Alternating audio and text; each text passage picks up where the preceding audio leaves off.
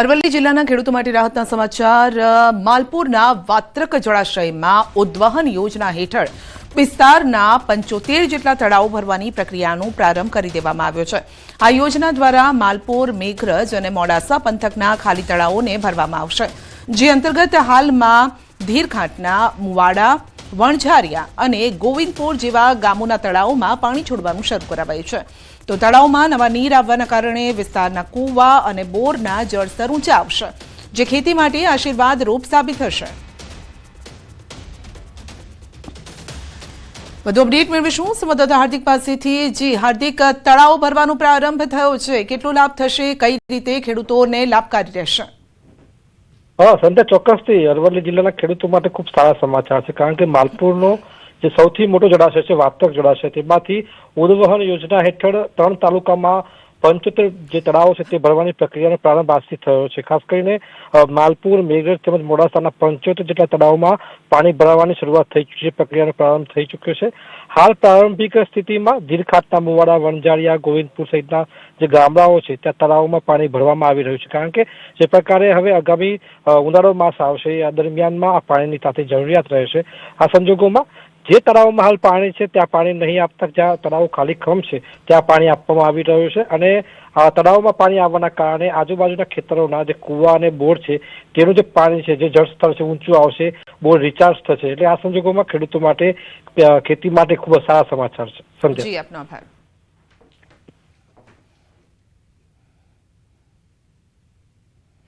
અરવલ્લી જિલ્લામાં ચંદન ચોર સક્રિય થયા છે। જિલ્લાના માલપુરના ઉભરાણ ગામના 2 ખેતરમાં થઈ ચંદનની ચોરી। 2 ખેતરમાં 6 ચંદનના ઝાડ કાપી તસ્કરો ફરાર થયા। રાતના સમયે કટરથી ચંદનના ઝાડ કાપી ચંદન તસ્કરીને અંજામ આપ્યો। એક ખેતરમાંથી 2 અને બીજા ખેતરમાંથી 2 ચંદન ઝાડની તસ્કરી કરાઈ છે। 4 લાખની કિંમતના ચંદનના ઝાડ કાપી તસ્કરો ફરાર થયા। ખેડૂતે પોલીસ સ્ટેશન ખાતે ફરિયાદ નોંધાવવાની તૈયારી દર્શાવી છે।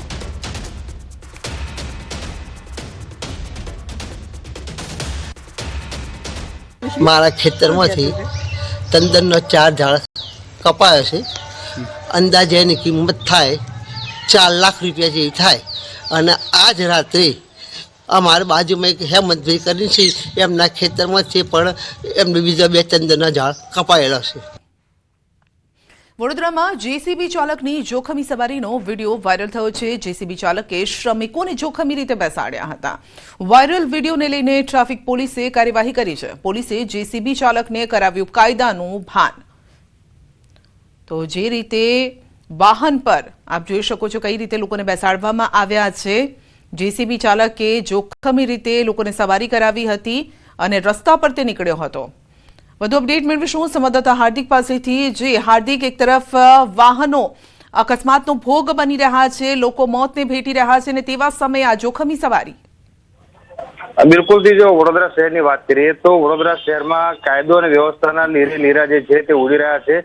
એનો જ આ એક ઉત્તમ નમૂનો કહી શકાય, કારણ કે જેસીબીનો ચાલક જે છે તે જે શ્રમજીવીઓ છે તેમના જીવને જોખમમાં મૂકીને ગંભીર રીતે જોઈ શકાય છે દ્રશ્યોમાં કે કઈ રીતે તેને શ્રમજીવીઓને જેસીબી પર બેસાડ્યા હતા। આખી પ્રવૃત્તિ ગેરકાયદેસર કહી શકાય, અને ખોડિયારનગર 4 રસ્તાથી દરજીપુરા તરફ જવાના રસ્તા પરથી આ જેસીબી પસાર થતું હતું। દરમિયાન એક નાગરિક જે છે, જાગૃત નાગરિક દ્વારા આખો જે ઘટના જે છે તેનો વિડીયો બનાવવામાં આવ્યો, અને ત્યારબાદ પોલીસ જે છે તે એક્શનમાં આવી। સંજય, દર વખતે અહીંયા સવાલ એ જ ઉભો થાય કે જ્યારે મીડિયા પોલીસની આંખો ખોલે ત્યારબાદ જ પોલીસની આંખો ખુલે છે। સવાલ અહીંયા બીજો એ ઉભો થાય કે જ્યારે જેસીબી ત્યાંથી પસાર થયું હતું ત્યારે ટ્રાફિક પોઈન્ટ ઉપર શું કોઈ જવાન ગેરહાજર હતા? કારણ કે જો જવાનો હાજર હતો તેમની ફરજ બનતી હતી કે તેઓ જેસીબીને ત્યાં રોકે અને ત્યાં જ દંડીય કાર્યવાહી કરે, પરંતુ દર વખતે મીડિયા અહેવાલ પ્રસિદ્ધ કરે અને ત્યારબાદ પોલીસ જે છે તે વાહવાઈ લૂંટવા માટે કાર્યવાહી કરતી હોય છે, અને આ પ્રકારના વિડીયો જે છે બિફોર આફ્ટર કરીને મીડિયા સમક્ષ રજૂ કરતી હોય છે। સદ્યા, જી આપનો આભાર।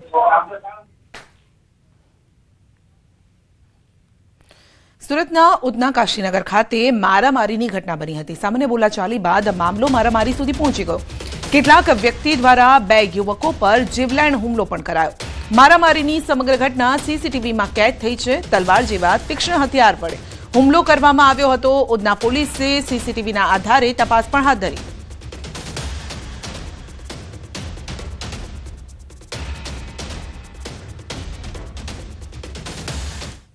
જામ ખંભાળિયામાં માત્ર 920 રૂપિયા માટે થયો જીવલેણ હુમલો. પાનના દુકાનદારે 920 રૂપિયાની ઉઘરાણી કરતા 4 લુખ્ખા તત્વોએ બેફામ રીતે વેપારીને માર માર્યો.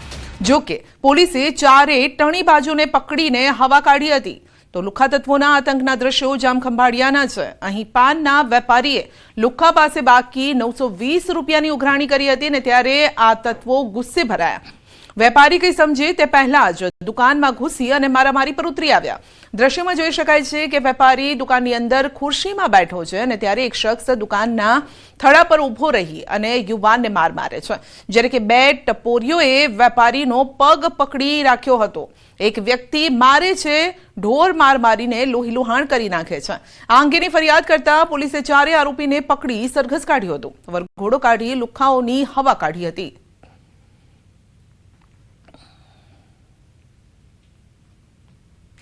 જૂનાગઢમાં યુવકે પ્રેમિકા સામે જ આપઘાત કર્યો. એક પ્રકરણમાં 32 વર્ષીય જાબીર કાદરી નામના યુવકે આપઘાત કર્યો હતો. શરીર પર પેટ્રોલ છાંટી અગ્નિ સ્નાન કરી આત્મહત્યા કરી હતી. રાયજીનગર કમર્શિયલ સેન્ટરમાં એક ખાનગી કંપનીમાં બનાવ બન્યો હતો અને પોલીસે ઘટનાસ્થળે પહોંચી મૃતદેહને હોસ્પિટલ ખસેડ્યો. પરિવારે મૃતદેહ સ્વીકારવાનો ઇનકાર કર્યો હતો. જોકે પોલીસે યોગ્ય તપાસની ખાતરી આપતા મામલો સમેટાઈ ગયો. 24 કલાકમાં ફરિયાદ નોંધાવવાની પોલીસે ખાતરી પણ આપી.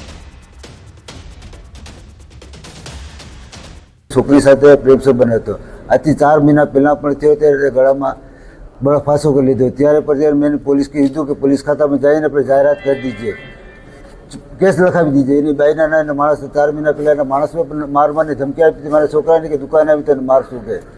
આજે તો પછી મોતીબાગમાં કોમ્પ્લેક્સમાં ગયા હતા. એ છોકરી પણ હતી ને મારો છોકરો પણ ગયો હતો. જનતાના કામ કરવાના બદલે વિસાવદર નગરપાલિકાના ચીફ ઓફિસર અને ભાજપ ઉપપ્રમુખ વચ્ચે ઝપાઝપી થઈ. જૂનાગઢ જિલ્લાની વિસાવદર નગરપાલિકામાં વહીવટી તંત્ર અને ચૂંટાયેલા પ્રતિનિધિઓ વચ્ચેના ગજગ્રાહે હિંસક સ્વરૂપ ધારણ કર્યું. ભાજપ શાસિત આ નગરપાલિકામાં ચીફ ઓફિસર PJ વઘાસિયા અને નગરપાલિકાના ઉપપ્રમુખ રમેશ માગરોડિયા વચ્ચે ઉગ્ર બોલાચાલી બાદ ઝપાઝપી થતા ચકચાર મચી ગઈ અને છેલ્લા કેટલાક સમયથી શહેરના વિકાસના કામોના આયોજન અને અમલીકરણ બાબતે અધિકારી અને પદાધિકારીઓ વચ્ચે મતભેદ ચાલી રહ્યા હતા. આ મામલે રજૂઆત કરવા ગયેલા ઉપપ્રમુખ અને અન્ય સભ્યો સાથે ચીફ ઓફિસરની ચેમ્બરમાં ચર્ચા ચાલી રહી હતી. જે દરમિયાન મામલો બીચક્યો અને શહેરના પ્રાથમિક પ્રશ્નોના નિકાલમાં વિલંબ થતો હોવાના આક્ષેપ સાથે સભ્યો રોષે ભરાયા. આ આખી ઘટનામાં બંને પક્ષોએ એકબીજા પર ગંભીર આક્ષેપ કર્યા. ચીફ ઓફિસર PJ વઘાસિયાએ આવેશમાં આવીને છરી બતાવી ડરાવવાનો પ્રયાસ કર્યો. આ બઘાટી બાદ બંને પક્ષો વિસાવદર પોલીસ સ્ટેશન પહોંચ્યા. ચીફ ઓફિસર અને ઉપપ્રમુખે એકબીજા વિરુદ્ધ લેખિતમાં ફરિયાદ કરવા માટે અરજી આપી.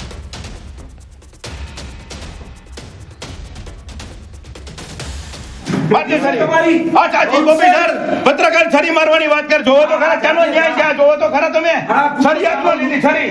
જોવો તો ખરા. બે પૈસામાં વેચાઈ ગયો. તમે હું છો? તમે હું છો? એક પણ પૈસો કરી નથી. ના એમ તો વાત તમે છરી લાવો ને. લેખિત આપો. લેખિત આપો. મારી ચેમ્બરમાં આવતા નહીં. લેખિત આપો. બોલો છો તમે આવી બોલાય બધું બોલાય. છરી કાઢો બોલો. કાઢો છરી કાઢો. નહીં કાઈ કાઢવી નથી. છરી કાઢો કાઢો કાઢો છરી કાઢો. રાજકોટમાં ટ્રાફિક પોલીસની દાદાગીરી. પાર્કિંગમાં પડેલ 2 વ્હીલરને કરવામાં આવ્યું ટોઈંગ અને રજૂઆત કરવા માટે ગયા તો કાર ચડાવી હોવાનો આક્ષેપ. ટ્રાફિક પોલીસની દાદાગીરીની એડવોકેટે પોલીસ કમિશનરને રજૂઆત કરી અને છેલ્લા ઘણા દિવસોથી ટ્રાફિક પોલીસની કામગીરી વિવાદમાં આવી રહી છે.